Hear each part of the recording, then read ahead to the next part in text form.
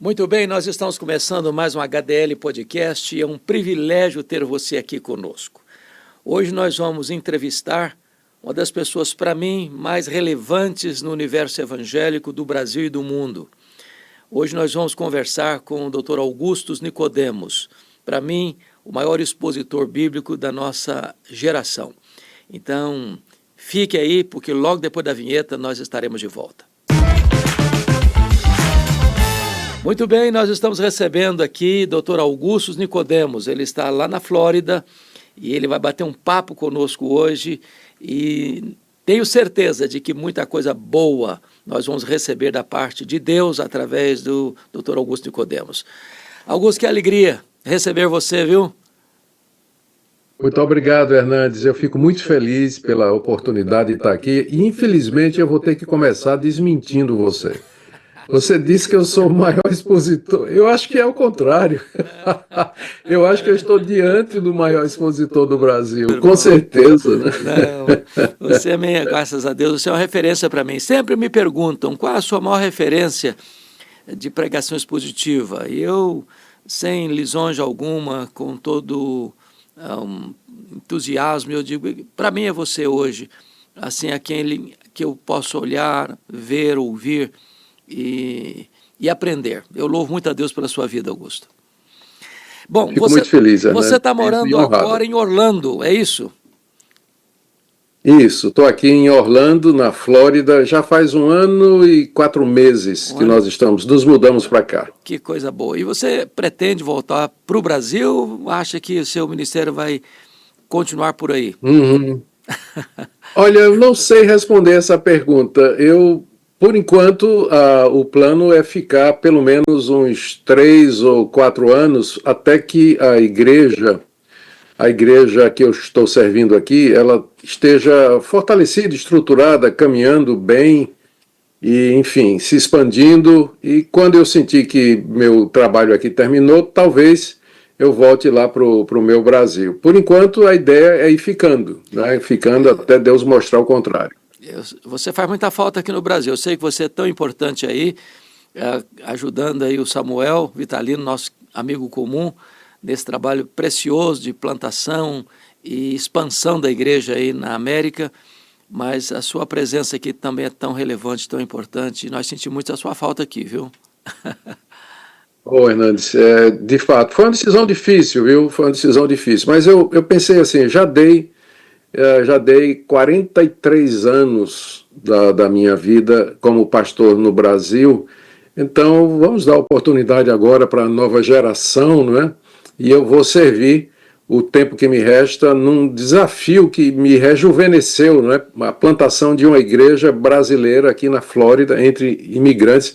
Hernandes, é outra coisa, é outro desafio, é outro contexto. Então, eu estou feliz que eu vim e estou grato a Deus pela oportunidade. Sinto falta aí do meu Brasil, mas graças a Deus que as mídias, né, a internet permite um contato mais frequente, né, e nossa presença acaba sendo em todo lugar através das mídias, não é? Então, é isso aí. O plano, por enquanto, é ir ficando. Ficar por aqui. Uma das coisas que me encanta no seu ministério, e Deus tem me dado a benção de experimentar isso também, é de ir embora os nossos cabelos brancos, mas poder falar às gerações mais jovens, ter acesso às gerações mais jovens. E graças também à questão das mídias sociais. Você é uma pessoa muito relevante nas mídias sociais, sempre usou com muita eficácia isso. Qual é a importância de um pastor que está começando o ministério ou já no meio da carreira, mas que ainda não se despertou para a importância do uso das mídias sociais para a proclamação do Evangelho? Olha, Hernandes, é quase que inconcebível que você tenha hoje um pastor que não faça uso dos recursos da tecnologia de comunicação, redes sociais, a mídia, a inteligência artificial, e, enfim, tantos outros recursos. Eu começo com uma observação só. Enquanto a gente precisa falar essa nova geração. E essa nova geração, ela é toda plugada, toda antenada. Enquanto você está pregando, os adolescentes estão lá no chat GPT fazendo pesquisa sobre as coisas que vocês estão dizendo, que nós estamos dizendo. Então, isso nos obriga a conhecer a ferramenta, usar a ferramenta, estar atualizado, porque a gente vai estar dizendo uma coisa e os membros da nossa igreja estão pesquisando e entrando aí nos recônditos da internet e às vezes sem critério nem nada, e aí fica feita a confusão, né? Então, eu acho que não tem retorno, é um caminho sem volta à presença da tecnologia e ela tem que ser usada. É um dom de Deus, acredito, como a imprensa foi, a imprensa de Gutenberg foi um dom de Deus, precedendo a reforma. Sem a descoberta da imprensa móvel, Lutero não teria conseguido levar suas ideias ao mundo todo. Hoje as redes sociais fazem o mesmo papel. Né? Você, por exemplo, aqui onde eu vou, todo mundo conhece você. Todo mundo fala de você, diz que foi abençoado pelas suas pregações e tudo mais. Mas por quê? Porque você está na internet, você está usando as mídias sociais, você está presente e as pessoas ouvem. Então, hoje em dia, para ser relevante, para fazer diferença, para ser ouvido, o pastor tem que estar na rede social. Senão ele vai ficar resumido àquele grupinho dos domingos, né, que frequenta a igreja e, enfim, ele pode até ter um bom conteúdo, e tem muitos pastores que têm sim, graças a Deus, né, pastores têm bom conteúdo, são pregadores, mas eles não têm inserção nas mídias, eles não conseguem ser ouvidos, o que é uma lástima, né, porque nós precisamos de vozes bíblicas e coerentes na mídia, diante do avanço do outro lado, né, a mídia é boa, no sentido, porque transmite coisa boa, mas também ela é usada por falso profeta, enfim. E o pastor tem que estar presente, tem que se inserir. Senão não dá. Eu tenho escutado Brasil afora, por onde caminho, de pessoas que dizem assim para mim, pastores que dizem assim para mim, nós recebemos tantos membros esse ano na igreja, e boa parte destas pessoas que vieram porque ouviram Augusto, porque ouviram Hernandes, porque ouviram mensagens nas mídias sociais e tiveram um contato com o ensino bíblico relevante, fiel, e procuraram uma igreja. Então, só para dar esse retorno, né, de que Deus tem, pela sua graça, usado essas ferramentas para alcançar pessoas e para levar pessoas às igrejas que têm compromisso com as Escrituras. Fernando, você sabe quando isso ficou mais claro? A pandemia. Muita gente a gente olha para a pandemia e diz assim, foi uma catástrofe, uma tragédia, né? Morreu gente e tudo mais. Mas é interessante como Deus usa essas coisas. Durante a pandemia e o fechamento das igrejas, membros de igrejas que proibiam, né, que os membros assistissem outros pastores ou fosse para a rede social escutar os programas de outros pastores, elas se viram sem resposta e sem conteúdo para os seus membros, porque os cultos eram só presenciais, só tinha coisa presencial, não podia mais. Aí os membros foram para a internet. E quem eles descobriram lá? HDL, Augustus e muitos outros lá. E aí a quantidade de gente que saiu, que está saindo de seitas e de igrejas arrebentadas aí, igrejas que são uma tragédia, e vindo procurar a igreja reformada, é muito grande. Mas aconteceu durante a pandemia. Exatamente foi um porque muito decisivo. Pastores... Decisivo. Eu acho que Deus usou isso aí para um despertamento espiritual no meio desses grupos. E até hoje a gente está colhendo os benefícios disso aí, recebendo gente nas igrejas que se converteu durante a pandemia, ou então abriu os olhos durante a pandemia, exatamente por conta de ministérios como o seu e de outros colegas que estão bem inseridos nas redes sociais. Augusto, eu escuto também de pastores, como você disse, que têm uma boa mensagem, são fiéis às Escrituras, que pregam com graça de Deus, mas apenas entre quatro paredes, apenas para a sua congregação. E diz, não, eu não vou investir porque o meu alcance é muito pequeno, eu não tenho seguidores. E qual a palavra que você tem para dar para essas pessoas que estão desanimadas ou desencorajadas ou não despertadas ainda para o uso das mídias sociais porque tem poucos seguidores? Vamos dizer, você chegou a esses números de seguidores, mas não foi de ontem para cá, né? Você está elaborando com isso há muito tempo. Eu também, há muito tempo.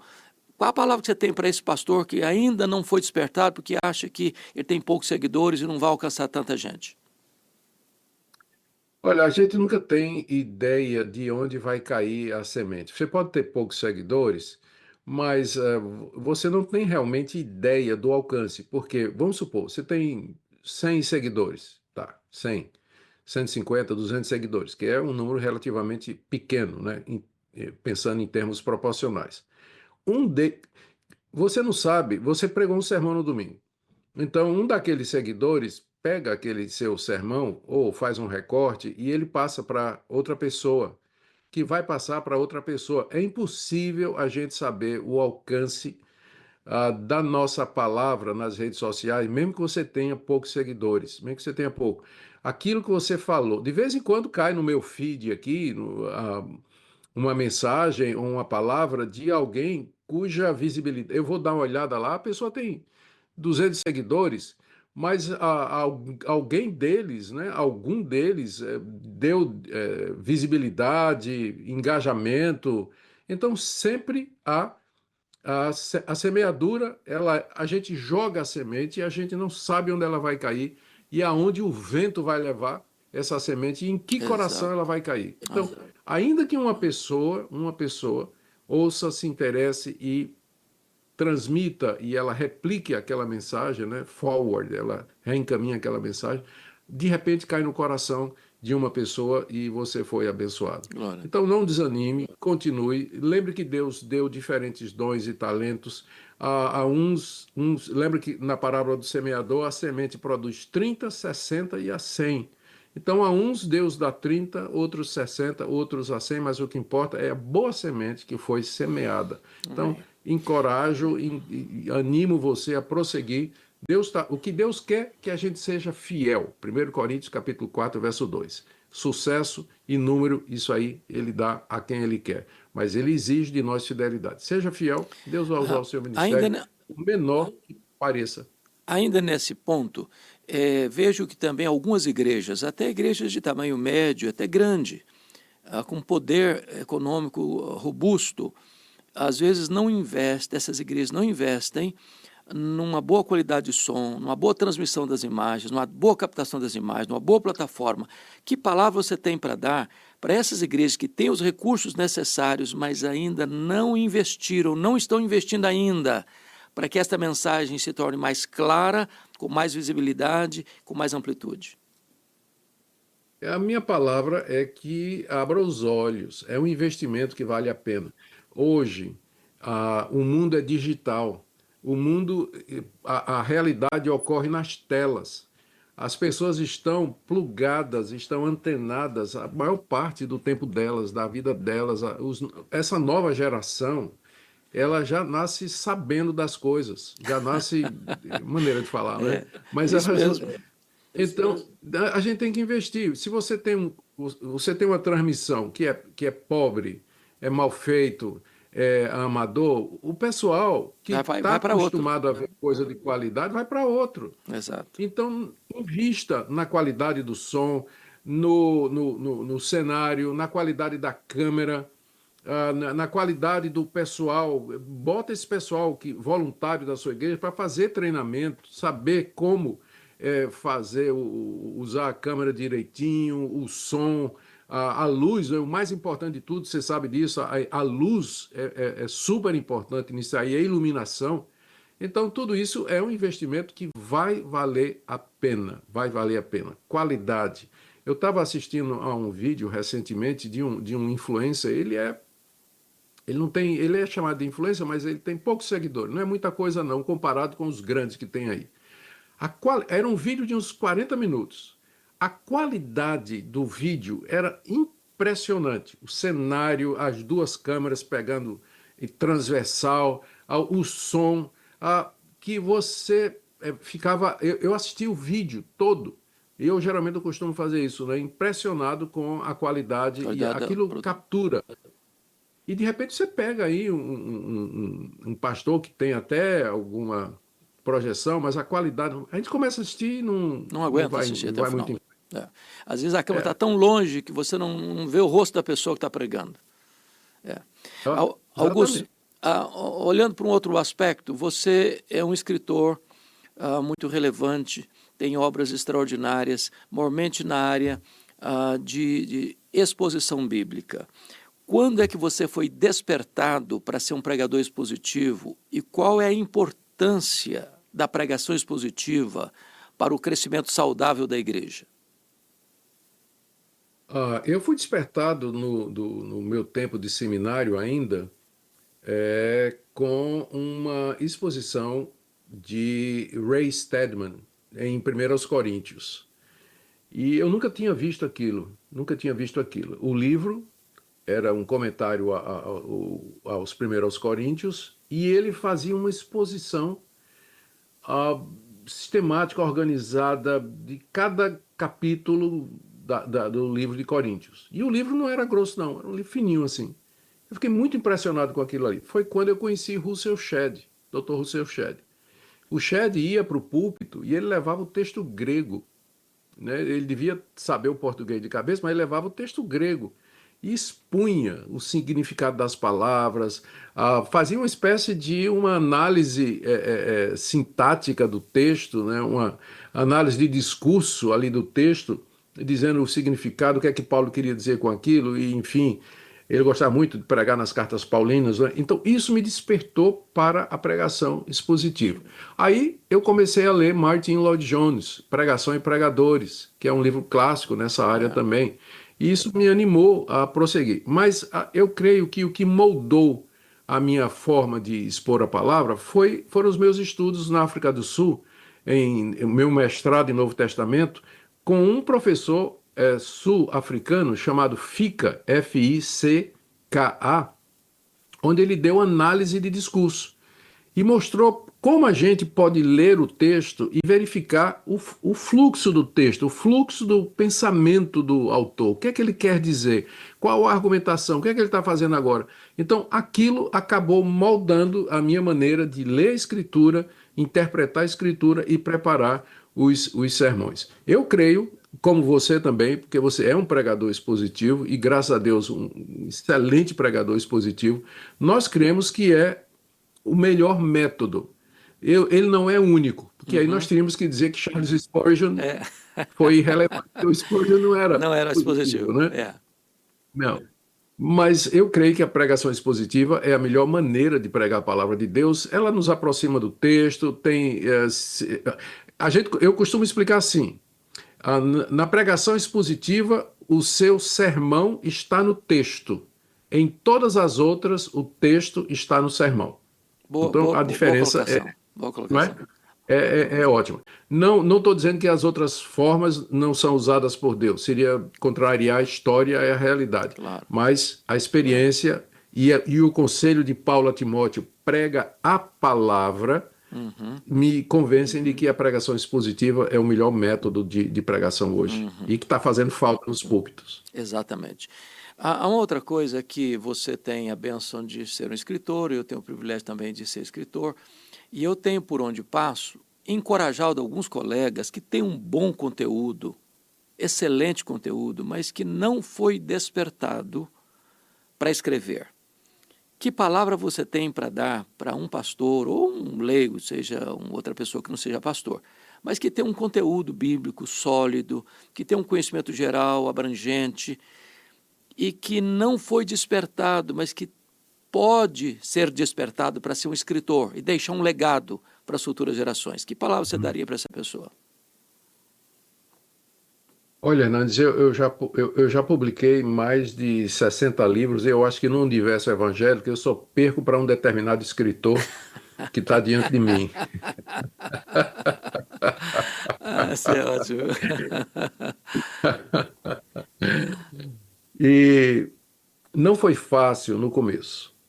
E você sabe, deve saber disso também. Não é fácil no começo, porque a questão não é nem você ter um bom conteúdo, um livro pronto. A questão é você encontrar quem publique. Porque as editoras,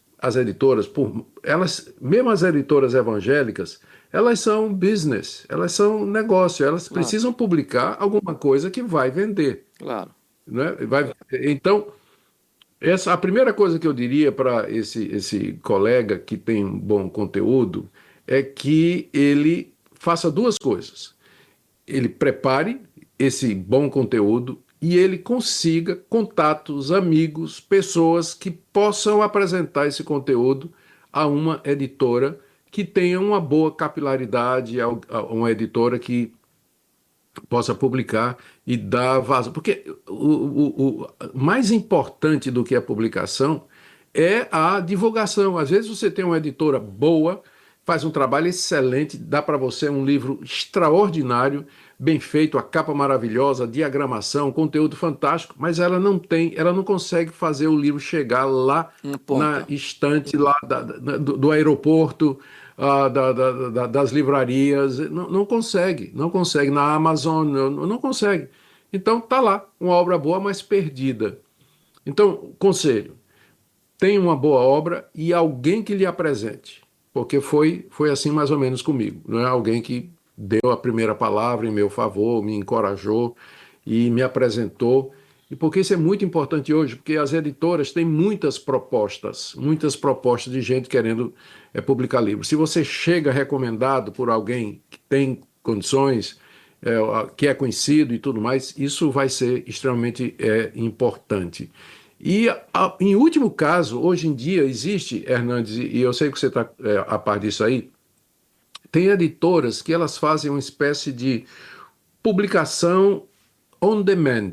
Elas pegam o seu texto, elas editam, preparam um livro, mas não printam, não imprimem. Elas fazem divulgação e elas vão imprimindo à medida que a demanda vai ocorrendo. Né? Então, tem um nomezinho, um não sei o que agora, eu esqueço agora. Então, é melhor do que não publicar. Exato. Não é o ideal, mas é melhor do que não publicar. E por última análise, a última conselho que eu daria, primeiro é procurar uma boa editora com alguém que lhe recomende. Segundo, uma editora que faça esse tipo de publicação que sai mais em conta e que geralmente elas não recusam porque elas não têm nada a perder. Né? Não tem nada a perder. Exato. E a última coisa é você fazer uma publicação pessoal. Você bancar com os custos da sua publicação e você então investe. Veja como investimento. Aí você distribui, vende, mostra para pessoas influentes e tal, e de repente uma delas vai dizer: isso aí merece ser publicado numa editora grande e por aí vai. No meu caso, inclusive, Augusto, os 4 primeiros livros que eu escrevi por conta própria. Eu, na verdade, nem procurei editora, achei que ninguém ia se interessar mesmo, então fiz por conta própria. Depois, então, começa o interesse, a busca, e hoje as editoras correm atrás de você, em vez de você ter que correr atrás das editoras. Então, obrigado por esses conselhos. Mas vamos voltar a um outro ponto que você chegou a mencionar, que você fez mestrado na África do Sul. E você escreveu, acho que você que escreveu o livro Reavivamento na África do Sul, ou verdade, compilou aquele conteúdo. Fiz toda a compilação a partir de tapes e tudo mais. Eu quero lhe dizer que aquele livro foi um divisor de águas na minha vida e no meu ministério. Aquele livro caiu no meu coração numa época muito oportuna, em que a igreja brasileira estava com a sua atenção voltada para esse tema avivamento, reavivamento. Fizemos uma caravana e fomos à África do Sul. Passamos lá uns 10 dias na missão Kwasi-Zabanto. E foi muito, muito, muito marcante para a nossa vida. Então, a pergunta que eu faço a você é essa: qual foi o impacto que o avivamento de Kwasi-Zabanto na África do Sul produziu no seu coração, na sua vida, no seu ministério? Veio, como você disse aí, veio no momento certo na minha vida, porque eu estava decidido a seguir a carreira mais acadêmica dentro do meio evangélico. Sempre fui pastor, sempre tive coração pastoral, mas a minha pegada sempre foi mais na área acadêmica, pesquisa, estudo, produção, a teologia, tudo isso. Existe um risco, quando você entra por essa área, de você se tornar um ortodoxo frio, uma ortodoxia ou uma erudição que não é movida pela paixão pelas coisas de Deus.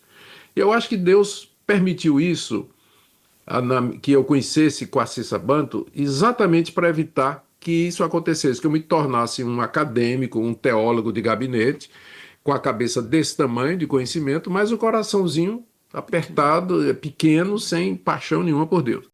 Então, estar lá, ver a grande obra de Deus, as conversões em massa, os sinais e prodígios que eu creio que eram verdadeiros, sim, e acontecendo de forma diferente dos curandeiros que a gente vê aí em determinadas igrejas, coisas espontâneas, eles nem oravam por isso, né? nem buscavam essas coisas, Deus estava fazendo lá. Você conhece a história? Conheço a história. Então, aquilo abriu os meus olhos e me deu paixão. E tanto é que, voltando para o Brasil, a primeira coisa que eu fiz foi pegar o testemunho do Erle Steigen, né, o pastor que Deus usou para começar tudo aquilo, e colocar na forma de um livro, que foi publicado pela editora Knox, né, a atual editora Knox, que era do Paulo Anglada, né, que já está na glória. E distribuímos pelo Brasil todo. E também isso me levou a pregar muito sobre avivamento. Né? De falar que eu achava que era importante com a Cisabanto, porque mostrava o que é um verdadeiro avivamento, em contraste com avivamentos que não são avivamentos, mas são emoções e produto do desejo humano, que acontece por um fim de semana, depois volta tudo ao normal, então. Enfim, então foi uma bênção na minha vida. Eu agradeço a Deus pela oportunidade. Eu sabia da sua caravana, sim. Foi maravilhoso. Eu fiquei muito... Inclusive, uma das pessoas que nos acompanhou, ele era um promotor de justiça, já aposentado, um homem muito culto, um homem muito influente na sociedade capixaba, cuja família basicamente toda estava convertida, mas ele não. E ele teve a sua experiência de conversão lá em Quacisabanto. Lá nesta visita, ele nos acompanhou e foi uma coisa muito linda o que Deus fez na vida dele, e passou os dias restantes da vida dele na presença de Deus como membro da nossa igreja lá em Vitória, um homem de Deus, um homem muito precioso. A conversão dele aconteceu lá, foi algo muito marcante. Coisa extraordinária. Muito marcante. Que bênção, glória a Deus por isso. Bom, mas aproveitando ainda, Augusto, mais uma coisinha aqui,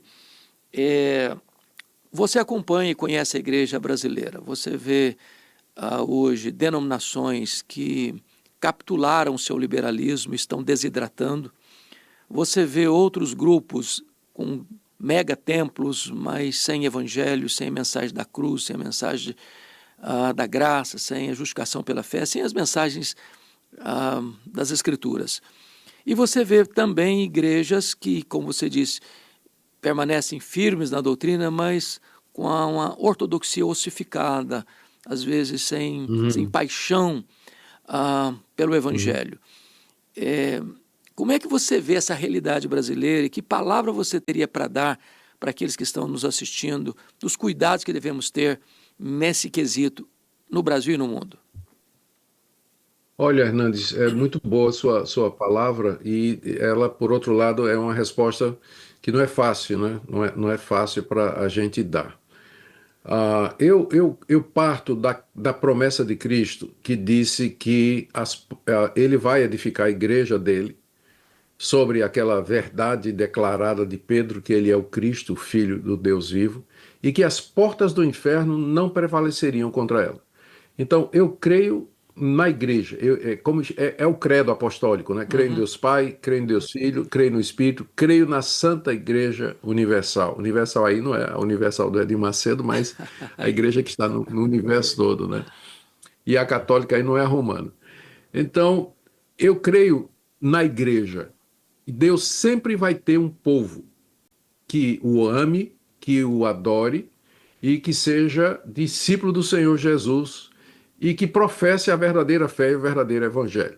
Só que hoje eu acho que esse povo ele está espalhado, e a gente precisa ter essa noção que a Igreja de Cristo ela é maior do que a nossa realidade. E é isso que eu acho que está acontecendo. Tem muita intolerância entre pessoas que são genuínos irmãos e que brigam, se dilaceram por questões que a gente consideraria absolutamente secundárias. Então, a igreja verdadeira, ela está espalhada, ela é invisível, né? Na teologia diz que ela é una, mas, porque é uma só, mas ela é invisível, porque a gente não consegue exatamente ver todos eles juntos no mesmo lugar. Então, a gente precisa ter essa visão do reino, que ultrapasse as barreiras denominacionais e, naquilo que é secundário, ultrapasse e nos leve aos pontos centrais e nós temos verdadeira comunhão. Então, é essa a minha análise, que eu acho que os evangélicos, que são realmente evangélicos, infelizmente estão bem divididos, especialmente nas redes sociais, brigando entre si e quebram a unidade externa da igreja, que Jesus disse, né? Que nós seríamos conhecidos exatamente pela unidade, pela união, pelo amor que haveria entre nós. Então, Hernandes, eu vejo primeiro, com esperança, porque eu creio na palavra de Cristo, de que há uma igreja lá fora, ela está lá, mas também com tristeza por ver que aqueles que aparentemente são verdadeira igreja, digladiando-se, brigando entre si, e às vezes por questões que não são questões secundárias, né? Então, precisamos de amor, precisamos de visão e de uma catolicidade bíblica, porque é isso que a palavra católica quer dizer. Precisamos de uma catolicidade bíblica para poder caminhar juntos com irmãos que são de outras tradições, mas são irmãos em Cristo Jesus. Glória a Deus. O reino de Deus é maior do que a nossa denominação ou de qualquer outra denominação, né? Augusto, há um fato, e você conhece esse fato, de que, seja nas igrejas históricas sobretudo, em torno aí de 60%, 80% das igrejas locais estão numa espécie de platô, né? Não há um crescimento numérico expressivo. São igrejas bíblicas, igrejas firmes na doutrina, mas igrejas que não estão crescendo numericamente. E, de certa forma, parece-nos que também nem seus pastores, nem sua liderança, nem a própria membresia está sofrendo por isso, ou está incomodado com isso. Então, você vê uma igreja fazendo 40 anos, 50 anos, 60 anos de organização e tem o mesmo número de membros que tinha lá no começo. Que palavra você tem para dar para essas comunidades que, embora bíblicas nas igrejas chamadas históricas, estão nesse platô de acomodação, sem um crescimento numérico expressivo? Que palavra para essas igrejas? Isso, Hernandes, sim. Eu começo dizendo que números, eles não dizem tudo, mas eles dizem alguma coisa. Eles podem não dizer tudo, mas eles dizem alguma coisa. Então, por um lado, naturalmente, você sabe disso, a gente não vai julgar as coisas pelo número, mas nós não podemos desprezá-los. Quando você lê o livro de Atos, você percebe que em determinados pontos decisivos da história da igreja, Lucas, que era o historiador, ele dá um relatório. E boa parte desses relatórios é numérico. 3.000 almas, 5.000 almas. E aí, quando ele perde a conta, porque era muito, ele começa a dizer uma grande multidão, a grande quantidade de levitas, sacerdotes se convertindo. Multiplicando o número dos discípulos. Exatamente. Então, números não dizem tudo, mas eles dizem alguma coisa. Se eles não dissessem nada, não haveria essa preocupação bíblica de registrar números nos relatórios em momentos cruciais da história da igreja. Dito isso, a gente deve levar em consideração alguma coisa. Algumas dessas igrejas, elas não crescem porque os pastores, esses pastores, eles acham que ser pequeno é bom. Uma igreja pequena é fácil de pastorear, conhece todos os membros e não tem para que ser maior do que isso. Vamos ficar satisfeitos com isso aí. Não evangeliza, porque às vezes até uma igreja ela pode permanecer. Por exemplo, como é o nome do pastor? Esqueço aqui agora. Ele é muito conhecido. Ele tem uma igreja aqui em Washington. Rapaz, o nome está aqui na cabeça. Já ele chega. É a idade, viu, Hernandes? É o Mark Dever. A filosofia dele é o seguinte: a igreja dele, ele estabeleceu 800 membros como sendo o número ideal de membros para pastorear. Ideal. Então, como a igreja dele cresce, quando chega em 800 membros, ele divide. ele pega o excedente e começa um Nova núcleo e comunidade. começa uma outra igreja, nova igreja. Então, a igreja dele tem o mesmo número há 20 anos, mas ela se multiplicou, né? Uhum. Deu origem a muitas outras igrejas.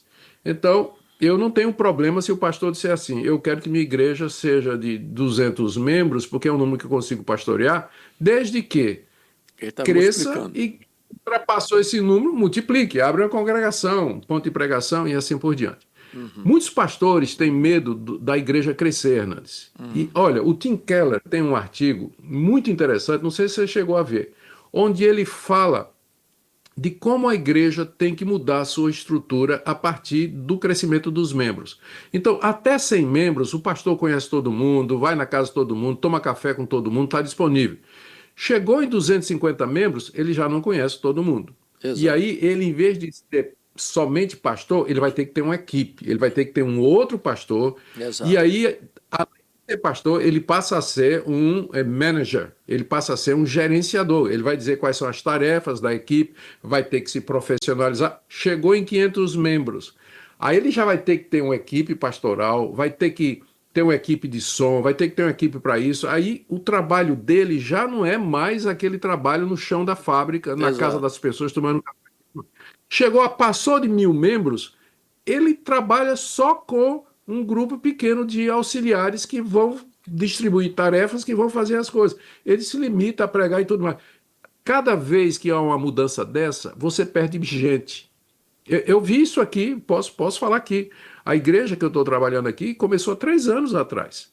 E ela começou com 50 pessoas. Quando eu vim aqui, há 2 anos atrás, ela já tinha pulado para mais de 100. Uhum. E depois, a última vez que eu tive aqui, já estava passando os 300. Hoje, ela já está chegando na casa dos 500, se já não passou. A cada vez que isso aí, esse número dobrou e tudo mais, A, com- saíram pessoas da igreja a insatisfeitas. complexidade de administrar isso é maior. É verdade. Mas saíram pessoas da igreja dizendo: eu não consigo mais falar com o pastor, ele não vem mais tomar café na minha casa. Ele não vai, não é porque não queira. Ele diz: eu fiquei doente, ninguém foi me visitar. Não foi visitar porque você não disse, o pastor não tem condição de saber. Exato. E aí, muita gente, a cada crescimento, perdem-se alguns membros, chegam novos, mas perde-se alguns. Então, muitos pastores estão com medo de crescer, medo disso aí. Eles acham que melhor, que small is beautiful. Uhum. Small is beautiful. Então, eles permanecem assim, ou tem, finalmente, né, já vou terminar esse ponto aqui, a razão de que não cresce porque quem dá o crescimento é o Espírito Santo de Deus. E o Espírito Santo de Deus, de alguma forma, vou usar um termo humano, né, não está tendo a liberdade de agir poderosamente na pregação e na vida dos membros. Falta oração, falta quebrantamento, tem pecado oculto, falta disciplina, precisa colocar a vida dos membros em ordem. O pastor não ora, não é um homem que busca a palavra de Deus, e tudo isso acaba que não cresce Refletindo mesmo. no questão do crescimento. Cresce. Muito bom. Augusto, me permita um assunto sensível. Fala. Essa semana foi a óbito o Papa Francisco, o líder maior da Igreja Romana. E há muitos ruídos nas mídias sociais, sobretudo na questão escatológica, alguns mais assodados, né? Agora vai o último Papa, o último vai ser o último mesmo, e tal, e tal, e tal. Qual é a sua leitura dessa questão da morte do Papa atual, Francisco, e qual a sua visão do próximo que deve ser escolhido e que reverberação isso vai ter, não só no universo católico romano, mas no universo geral das nações, Sim. sobretudo no campo religioso? A Igreja Católica continua sendo uma influência muito grande no mundo. Ela continua sendo. Ela vem perdendo muita força, né? Vem perdendo muita força. Membros, com o crescimento protestante no mundo todo, né? Ela vem, consequentemente, diminuindo. A Igreja Católica é muito forte nas redes sociais, você sabe disso. Uhum. Eles têm uma presença muito marcante e atuante nas redes sociais.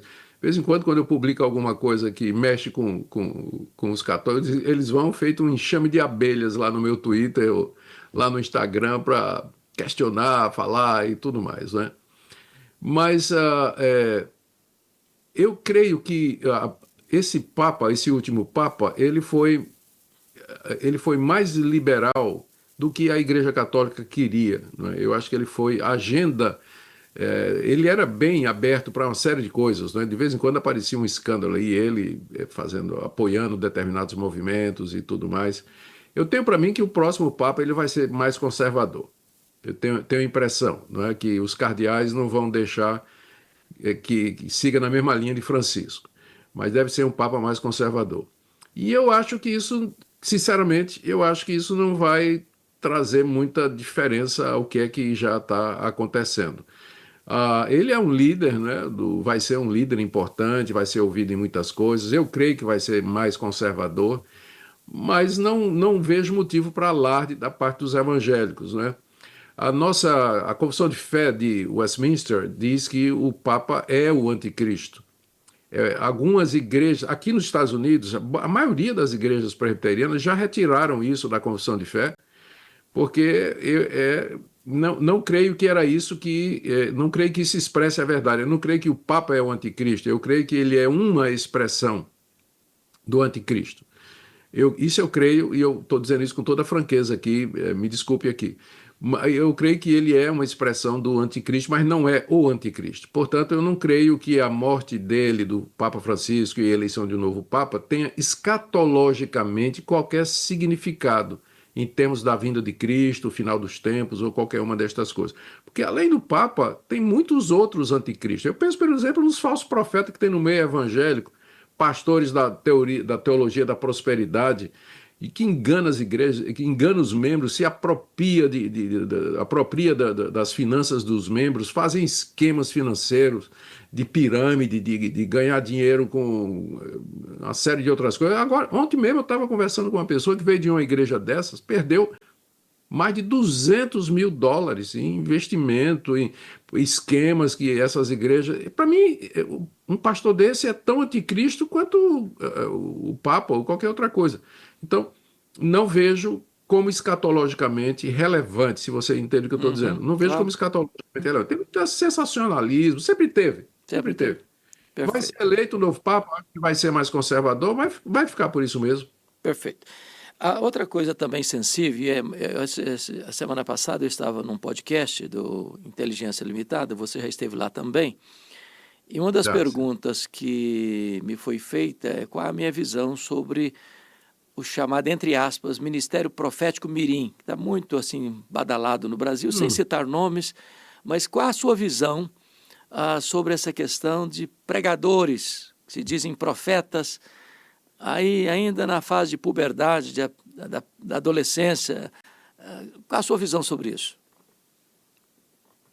Eu creio que a palavra de Deus ela nos dá algumas qualificações e requerimentos, Hernandes, que são necessários para que uma pessoa seja um ministro do Evangelho. Lá em 1 Timóteo capítulo 3, tem alguns requerimentos na ordem familiar, de ordem relacional, de ordem de caráter, que precisam ser respeitados, né?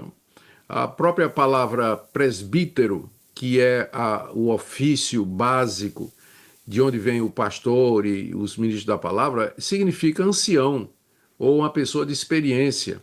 Inclusive lá em 1 Timóteo 3 está dizendo que não pode ser neófito, não pode ser um novo convertido, não pode ser uma pessoa imatura. Fala de outras coisas como prudente, sábio, boa reputação. Então eu acho que é uma banalização da palavra de Deus, do ministério pastoral, colocar crianças. Eu me lembro só da profecia de Isaías. Lá o profeta Isaías, Deus se queixando através do profeta, dizendo: mulheres e crianças estão à frente do meu povo, sem nenhum preconceito aqui contra as mulheres, né? Mas a questão da autoridade apenas. Mulheres e crianças estão à frente do meu povo, Deus se queixando lá no livro do profeta Isaías. Então eu olho para isso aí e não eu tenho dificuldade em crer que isso aí é alguma coisa que vem da parte de Deus, porque seria contradizer a própria palavra de Deus. Quando Saulo de Tarso se converteu, Deus teve que mandar ele para a Arábia, passar 3 anos Três lá, anos. amadurecendo o pensamento dele antes de. Então a Bíblia está cheia de cuidados com o verdadeiro profeta, com aquele que fala a palavra de Deus. O E de obreiro repente a aprovado gente vê. precisa manejar bem a palavra da verdade, né? Então, eu sou muito cético e crítico desse tipo de coisa. Eu não creio que isso aí é coisa de Deus, não. Me perdoem, mas eu não creio, não creio. Augusto, nós estamos vivendo uma agenda woke, uma agenda progressista no mundo todo.